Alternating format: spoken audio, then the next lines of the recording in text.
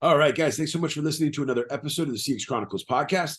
I am your host, Adrian Brady-Cesana. Super excited for today's show, guys. We have Mr. Howard Moodycliffe on the show. Howard is the CEO of a super cool company called Time to Reply, and he's here today to share his story with all of us, and then definitely jump into the four pillars and talk with us about how his team at Time to Reply is tackling the four CX pillars. So, Howard, start off today's show. Say hello to the CX Nation, my friend. Hey everyone, good to meet you. Adrian, great to be on the podcast. Looking forward to the conversation. 100%. So, Howard, I hope you don't let me share this, but guys, Howard just spent 30 hours driving in Africa in a Land Rover with one of his good friends this weekend. So he is back in the saddle this Monday morning and ready to join us. But Howard, before we get into the four pillars, man, I want you to start off today's show like we start off all of our episodes.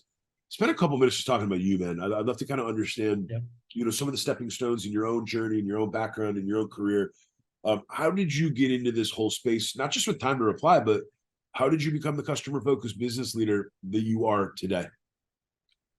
Yeah, so my background for quite a long time was in marketing across a whole range of industries, large businesses, small businesses, etc. And that was primarily in London. I then moved to Sydney, Australia, and I got the opportunity to be part of early stage founding teams in a number of startups there, from peer-to-peer rental platforms, medical apps, some fintech, etc. And what I quickly realized was if you weren't actually meeting the needs of the audience that you were going for, you're on hiding to nowhere very quickly. So it was all, I've always been very keen and interested and adamant about, you've got to have your customer first. And once you got your customer, you got to look after them and you got to understand them deeply to do that. So, yeah, I mean, I suppose the last 15 years have really been in a number of very early stage startups, few exits, etc. Across a whole range of things, but really my role has always been about the customer. I love it. I mean, I feel like I say this constantly on the show, but like, it's amazing how many people forget that a business is nothing without customers, right? It's Yeah, nothing. no, exactly. It's an idea. Customers bring, not only do they bring the lifelight of any business, which is cash and money, right? You have to have money, to have cash in any business for it to be a real living, breathing thing. But I love the point that you just made when you said understanding them deeply, Howard. Like some of the best companies on planet Earth, they do just that. They find what their ideal customers are, or whatever that ideal customer profile looks like. And they build products and they build services that almost just speaks directly to those people, right? And it's so important to do that early because frankly, the more promoters and the more customers you can put in the hopper early on in a business's life cycle or in a business journey, typically the more successful that business tends to be, or the easier it is to grow that business. So I couldn't agree more. Was there like specific spaces that you were in, Howard, earlier in your career? Was it marketing? Was it sales? What were some of the early type of like specific roles that you were holding before getting into the role that you're in today as the CEO of Time to Reply? Yeah, so predominantly all marketing. And yeah, like I say, in London, I was working for a really large IT services company. I was in the UK marketing team. We did everything from campaigns to account-based marketing plans for the sales guys. So I learned a lot there. I then moved to Sydney where I ran the marketing for a large media company's digital automotive property. That's where it was. I really sort of cut my teeth on performance marketing. Previously, it had been really around strategic marketing campaigns, etc. When I moved to Sydney, I got very deep in the whole SEO, PPC world, understanding how to drive traffic to a business, how to keep that traffic there when you'd got them there, etc. And then after that, it was really into startup land, and it was doing the same just for very, very early stage businesses. A lot of the same rules apply, same strategies apply. It's obviously a lot more hands-on. You're the guy doing the doing. You're not sort of sitting there coming up with the ideas, and you haven't got people doing it for you. And I think that's sometimes a bit of a hard thing for people that come out of large companies to sort of get their heads around, is just how much rolling up of your sleeves you have to do. but it's fun. Once you get into it, it's great. You're right at the coal face, and it's all on you. So, I think I really learned quite a lot more about marketing when I was in these smaller businesses. Um, then, yes, Time to Reply, which is where I'm the CEO of now. I joined the business, it's about 3 years ago. So I'm not the founder of the business. I was brought in as a founding CEO, raise the money, whip the business into shape, and grow it. So I've been doing that for the last 3 years. I think, having a great time doing it. We're making some fantastic progress. I think we found a really interesting niche. We like to keep our products really simple and focused, and I think that's working for us.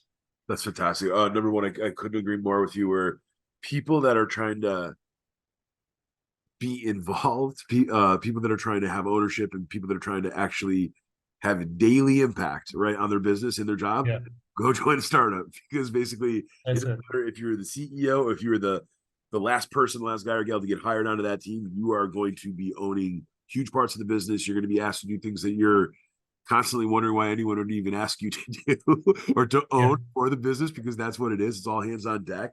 And then lastly, I'd say, I know in my own journey, how it's very similar to you, man. It's been almost the last 15 years has been primarily in venture capital growth companies, right? Helping to get the bonfire started, helping to find that ICP, helping to find product market fit, and then scaling, right? Starting to scaling, right? And I just think that you just get involved in things that I don't think you would ever be involved in large companies, where let's call it what it is. It takes decades of involvement to maybe climb a ladder to even get to a place where you're even involved in certain conversations and certain meetings. And even then, I would argue there's a ton of huge, massive public companies out there where even super senior executives don't have any clue what's going on. It's a few C-level executives that run the entire show, with maybe the board in the mix, and those are the people that really are doing everything. On startup land, it's like you're rolling up your sleeves every damn day. You're talking to customers, even when you're not a customer-facing person. You're talking to customers, or you're forced to learn things about the market or the space or around the needs of the customer. And it sounds like for you, man, you have the same thing as me. That stuff's fun, man. That's addicting. It's like you're almost every single day you're seeing your work. You're seeing it kind of come out onto the canvas, if you will. You're seeing like bits and pieces of the Yeah. progress and the evolution of the business every damn day. The last thing is this: nothing's cooler than when you happen to be one of the founding team members, or one of the initial team members, even if it's the first 10, 20, even 50, and you see a business go crazy, and it whether it goes to a public level, or whether you mentioned a few exits along the way, whether some other massive company wants to come along and buy it because they see some type of value, Mhm. that's addicting, man. That's the stuff that makes you keep coming back, and that's the stuff that makes you keep wanting to go back to the drawing board and keep doing more and more and more of these things. Yeah, no, it certainly does. I think, there's, I miss certain parts of corporate roles, but I think on the whole, just being there day in, day out, fighting the good fight that's what I enjoy. Me too, man. Me too. Howard, before we hop into the first pillar of team, because I'm super pumped to hear about the time to reply team, why don't you give us like the 60 to 90-second high level of who time to reply is, and then kind of jump into that first CX pillar of team and start talking about some of the incredible guys and gals that you're working with on a day-to-day basis that are building time to reply and really kind of working with all the incredible customers that you guys are working with today. Yeah, sure. So Time to Reply is a business. We're all about building products that help any customer-facing team, and sales teams, if you like, perform at their best by providing real-time data and analytics across their email environment. So we've like I said earlier on, we've really niched into email. That's all we do. We don't do any other channels, but we do it very well. We've been doing it for a while, and there is so much information and data that you can pull out of an email environment. And I think more importantly, you can do it without having to intrude on any privacy. We don't have to look at the content of emails. We're just looking at metadata, and we're delivering a whole lot of real-time analytics and insights via that. So yeah, that's really us. And we've kept our products simple. They're deep, but they're simple. They're very easy to use, easy to implement. There's no change to workflow, etc. And yeah, just like I say, niched very, very squarely on email. And what about time to replies ICP? Who's kind of been that bread and butter client that you guys have been working with? You mentioned the inboxes, and you and I were kind of talking a little bit about this prior to jumping into today's recording, but what are some of the sweet spots that you guys have kind of hit? What types of companies, what types of industries, what types of even email systems or ecosystems are you guys seeing that you get excited about, that you know might be a qualified opportunity in a type of business or a type of customer that your team's going to be able to help? Sure. So we, when we started out, we just cast the net very wide. We're applicable to any customer or sales team that uses email. But over the years, we got a lot more clear on who gets the real value from our product, where the sales cycles are quicker, where the deal sizes are where we want them to be, etc. And so our real sweet spot is sort of larger SMB, maybe up to the middle size within the mid-market. And within those businesses, we're talking to any customer team manager, director, VP, etc. At the smaller end, we tend to talk to the directors. Sometimes the CEO will get involved. And some of the sectors that are starting to really strengthen up for us include insurance, logistics, manufacturing, professional services, legal services, and corporate travel is a very big one for us. Any industry where you've got large customers, you're working to an SLA, you've got a communication SLA, you cannot drop an email. An email can, cost your business a hell of a lot of money. That's exactly where we fit. High volume, high value clients, basically. I love that, and I if you for our listeners today, if you visit Howard's team's website to timetoreply.com, there's two big things that you guys call out, right? You call out for sales teams and for service teams. Howard, I'd love to kind of start in this first pillar of team. Is there like one or two things that you're seeing, whether you get an at bat and you're talking to, let's say, that director of sales that you just kind of laid out, or the director of customer success? Is there like one or two key challenges that you and your team are hearing that is making these people excited to be talking to you guys? Is it struggling to utilize current tools? Is it struggling to see or sorry, to gain insights from some of the information that's in front of them? What are like the one or two most common things that you guys are hearing, whether it's sales or success, that they want to know more about your tool, they want to know more about how Time to Reply can help? I'm just interested in kind of like what's drawing them. What are some of these common problems or challenges that these profiles that you're talking about keep kind of seeing time and time and again to reach out to your squad? Yeah, so the ones that really stick out are sometimes a business has lost a customer due to slow service or slow responsiveness or having missed emails, etc. We get a lot of customers or a lot of prospects coming to us via that channel, and because that has happened, it shines a light on the fact that actually email is pretty much a big black hole for them. Their teams are working through it. They may not be using a CRM or a Salesforce, but it's still a very, very important channel for them, and it's cost them dearly. So that's one of the reasons. One of the other reasons is, and we see this very squarely where the prospect is a B2B business, is that they have to work to communication SLAs with their clients. So it's not about just making sure that you get back to them and you've got to do it within a specific time period. And often there are penalties if you don't. And again, they just haven't had a very straightforward, simple, easy to use tool that makes sure their teams never drop emails. Never miss SLAs. Our tool will trawl through their inbox, look for any SLAs attached to any email in their inbox, and surface it up right in front of the relevant agent in that team, and tell them how much. It actually even goes as far as saying, okay, you've got another 30 minutes before this SLA is breached. Maybe this is where you should be focusing. So it's really about, they've lost a customer, they've got SLAs. Some have come to us because it's got so bad that their brand is damaged. And then, I suppose we also get a lot of people just saying, we don't know what's going on in our email environment. We've got our teams using this channel. We don't want to introduce another channel. We don't want to change workflow, but we just don't know what's going on in there. So they're looking for a tool to shine visibility or shed some light on what's actually going on in there. I think it's funny. This is one that thing that you don't think about, and I couldn't help myself, but like there's data that suggests that right now in 2023, the world is sending 347 billion emails sent and received per day, per day. Yeah. And that number's climbing. And you're right. Now, when you think about it, and then think about it, any one of us listening to the show right now, like if you've got 50 people on your team, you really only know your inbox. Maybe you've got your inbox nice and cleaned and organized, and you've got your tabs and you got your color. We all worked with people that have their colors and their tabs, and they've got everything totally decked out. But the reality is that's only there's no way that that's the whole team of your 50. That's only going to be a couple A players that actually take the time and have the diligence to kind of get into that.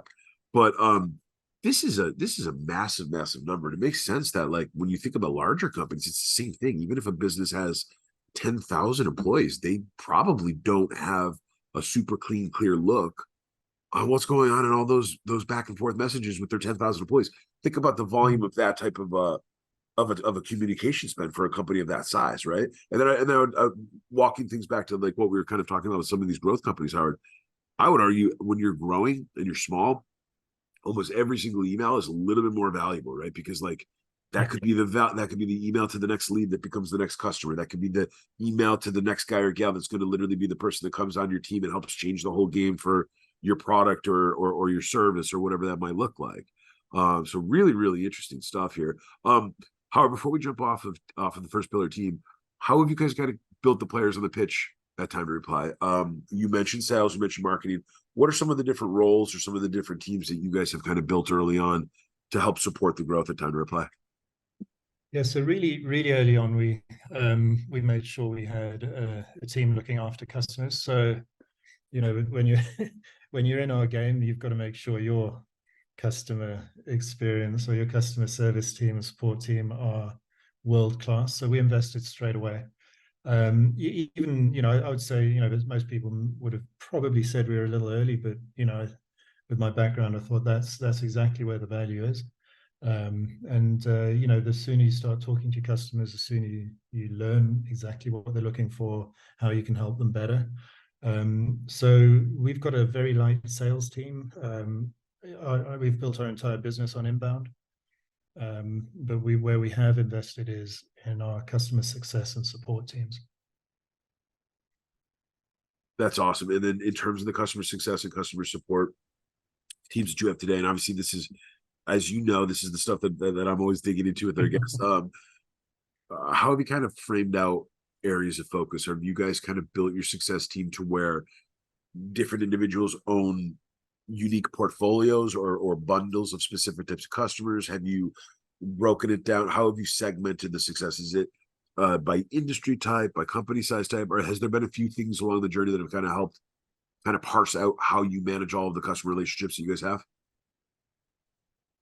Yeah, so we kind of, I mean, we tier our customers in on certain parameters. So it may be size of organization, size of their teams that are using our product, etc.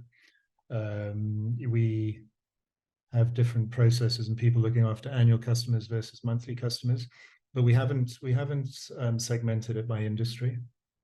That, you know, that may be something that we do later. But at this time, it's really around sort of size and contract type. That makes sense. That makes a ton of sense.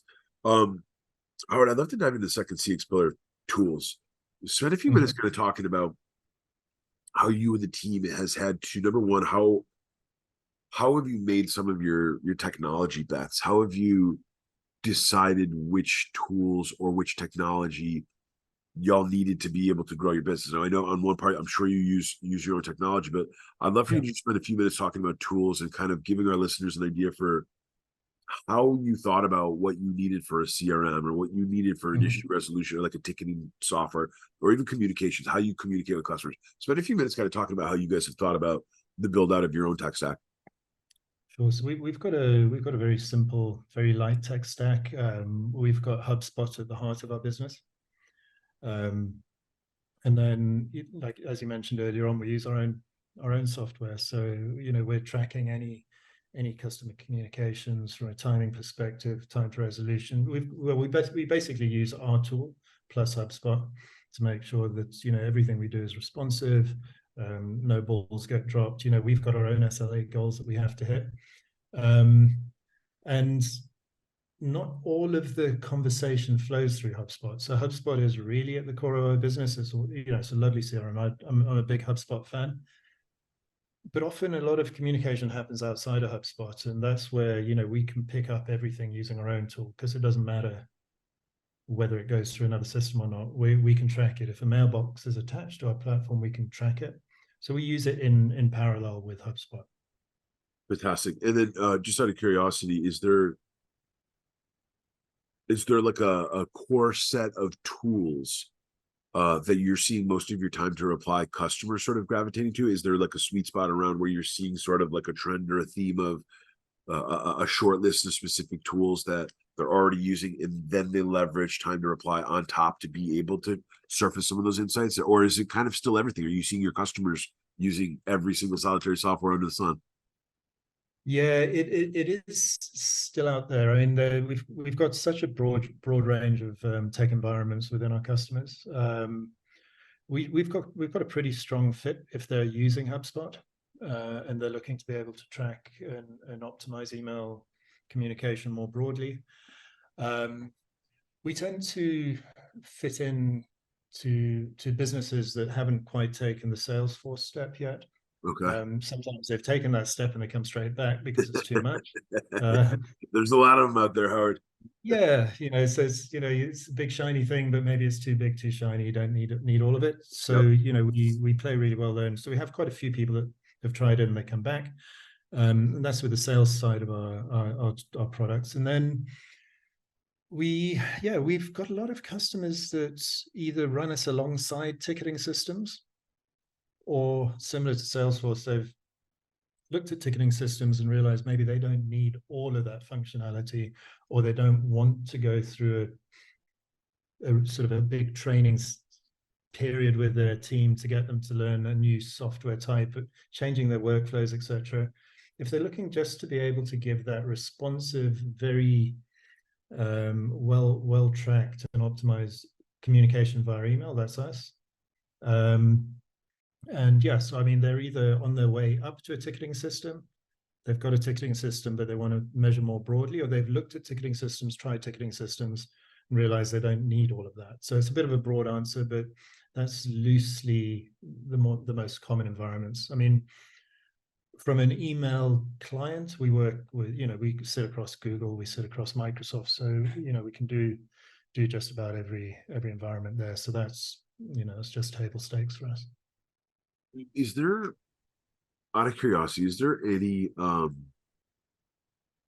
emerging technology or SaaS solutions that you're hearing more and more about in the last, say, 12 months than you ever heard of before? Is there is there a short list of tools that, again, last year maybe you weren't even hearing about them, and then this year your sales team and your success team was like, Howard, we got another one that's talking about XYZ up and comer. I'm interested in what you guys have been hearing about some of these up and coming technologies or up and coming solutions that are sort of out there in the market. Any short list of products or technologies that you guys are kind of seeing on a regular basis that might kind of be starting to disrupt some of these traditional leaders that we kind of just started to lay out? Yeah, I suppose there are. We're not seeing it too much. I mean, there is, as we were saying earlier on, just about everything's become AI enabled overnight. I do think that some of the more considered AI tools are probably going to start moving up into and starting to take market share. I don't think AI is for everyone just yet. But yeah, I mean, I'd struggle to say there's a sort of a defined set of tools that we're seeing right now that are likely to sort of push their way up into the market. But I do think that AI will probably, is probably going to change things significantly over the next few years. Yep, I completely agree. And I also just think that whether you know a ton about AI and machine learning or whether you know nothing about it, there's already tools being built that for folks that are listening right now that maybe don't have a ton of knowledge or a ton of expertise. And by the way, either do I. I mean, I know a lot about it just because I'm blessed to have all these incredible conversations with people like you that do know a lot about it. But I think the simplest way of thinking about it is you still need to, you could have the best AI technology, the best machine learning, the best, advanced system thinking out there. You still need really smart humans that know what to do with that information. And then you still need really smart humans that once you are able to unearth these insights, or you're able to extract this information, or you're able to take the top 3 things out of 1,000,010 pieces of data that would have taken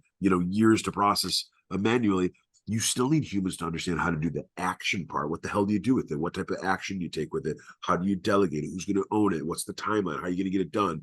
How are you going to so like I totally agree, Howard. I think that there's so many companies out there that probably aren't going to be ready for it yet.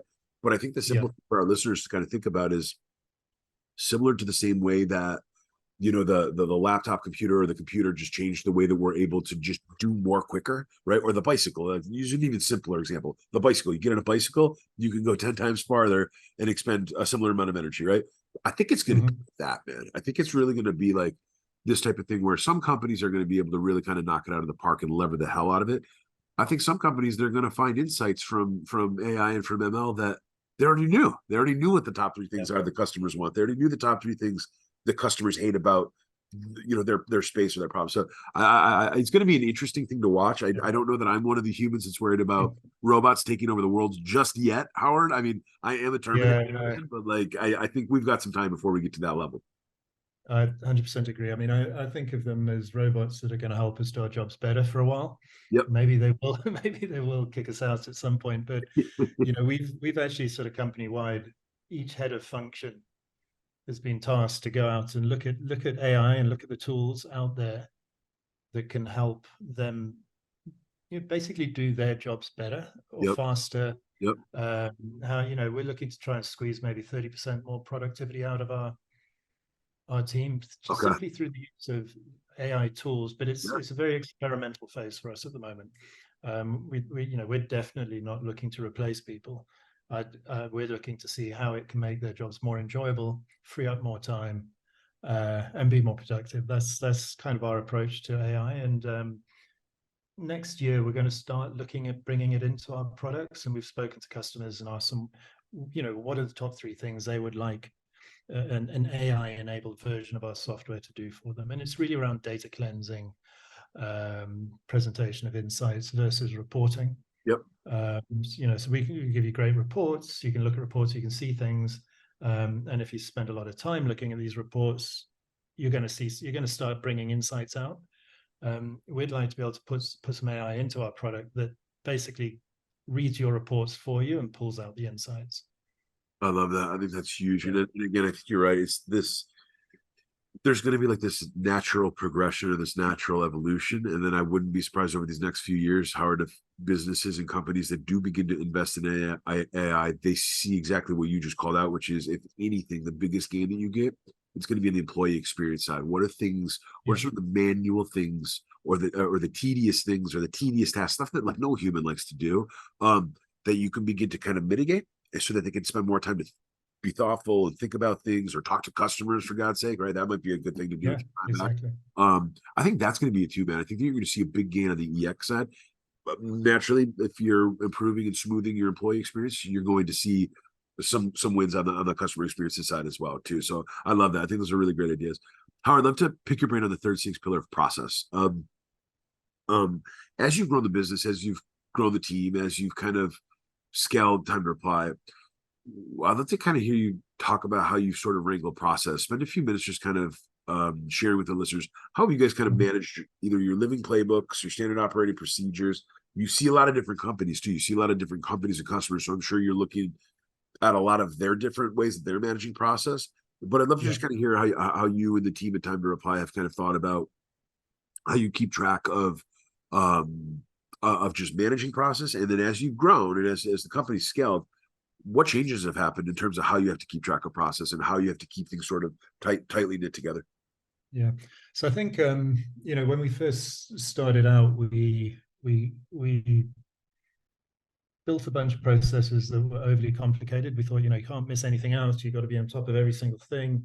And we had these, very complex, great looking, detailed sets of processes, if you like. And then as we began to scale, learn more about our customers, we started to understand what the important elements were to focus in on. So we took a step back, and actually, as we've grown, our processes have got simpler. It's not, we're not trying to be all things to everyone all of the time. We understand how to run processes that focus in on the important things that matter most to certain people at the right time. So it's a lot of it for us is around understanding the customer journey, understanding how we get people to value within our product quickest. Because if you do that bit up front, everything else becomes easy. So we actually, slightly off topic, but it does kind of fit into the conversation. We used to offer a free trial. You could either book a demo or you could do a free trial. And when we looked at the conversion, the numbers on each of those funnels, the free trial one simply wasn't converting. And that's, when we took a deep look at our product, we've got a lot going on and it can do so much. If you just let someone loose into it without understanding what their specific set of results are they're looking to get, or their specific pain point, they never, sometimes they do find it, other times they don't. It's just overwhelming. And so it was a very low conversion on the free trial. So you can now request a free trial on the site. So we don't force you to have a demo. You can request a free trial, but before you get the trial, we'll just do a discovery call with you. So we understand what you're looking for, and we can just sort of accelerate that trial setup for you. And then you can go and use the product and learn all about it. But by doing that and then really focusing on onboarding, and we're quite strict with our onboarding. Every customer has to go through it. They need to do it within 10 days of becoming a customer, and they need to commit to certain things. Getting all of that right up front is just sort of getting your house in order, understanding really what the customer is looking for, making sure that your product's giving it to them off the bat, then allows you to have a much simpler set of processes for the remainder of the customer cycle or journey, etc. So yeah, maybe a long way of going about saying we've actually simplified everything by putting a lot more effort up front and getting the customer onboarded well. But I love that. I think there's so many companies out there that don't do that, frankly, and not all that great companies too. By the way, I hate to say it, but there's some incredible companies out there with awesome products, awesome services, that are okay with only X% of everybody that's going to come through the funnel, or everyone that's going to come through the beginning part of the journey is going to stick or be retained. And I think that there's so many companies out there that are growing, or for our listeners especially for our listeners right now that are helping to build startups and are helping to build tomorrow's leading companies. Onboarding is massive. Howard, I love that you call that out as part of like one of the paramount focus areas that you and your team think about within process, because it's expectation setting, man. I joke around with our clients all the time, Howard, at CXC, but like nobody gets married without dating, right? Like you need to, like, in the dating process, you're learning about one another. You're setting expectations. You're setting boundaries. You're things that are important to you, things that aren't important to you. You're matching, right? You're pairing. And then maybe some of us decide to get married after that, right?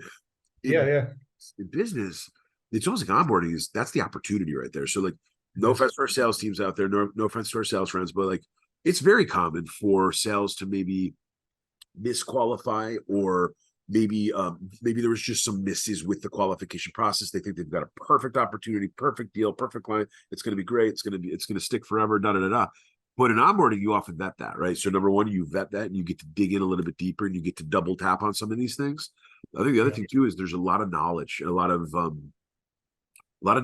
education, and a lot of course setting, not course correction, but course setting. This is okay. You want to go to you're trying to go in this direction. Here's one of the paths that you can take. You're trying to go in that direction, no problem. Here's one of the paths you can take.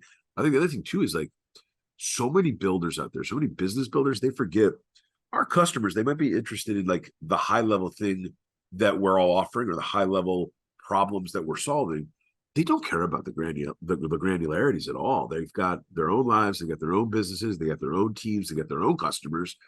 And onboarding gives you an opportunity to, at a minimum, lay out all of the areas where if and when they are interested in finding out more about X, Y, and Z, Exactly. here's where you're going to go. It's almost like a tour, right? It's like a tour, or it's almost like helping to guide them around all the different ways that you may potentially be able to kind of help them, or resources. This is a huge one, Howard. I think there's so many companies. I know startups oftentimes struggle with this because, let's call it what it is. A lot of times you need to get to the point of where you do have an excellent, vice president of marketing or a vice president of content ops.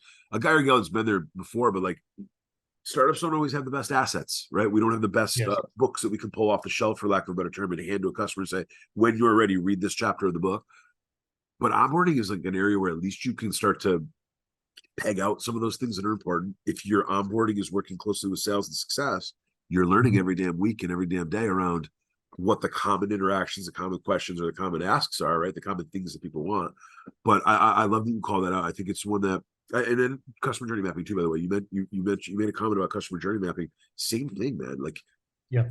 those maps allow you to plot out all of these different facets for all of the things that your customers are going to go through, right? And then in effect, you can begin to keep track of, or essentially categorize, the milestone moments that matter the most, the things that your company Yes. your team has got to knock out of the park, or else you're going to be in trouble with. So I love some of those ideas there, Howard. Um, I'd love to dive into the fourth and the final pillar of feedback, man. And we've kind of hit on some of this, but I'd love for you to spend just a few minutes. I'm going to break this into two parts, as always. I'd love to hear kind of how you and your team at Time to Reply are thinking about and managing and acting upon your customer feedback.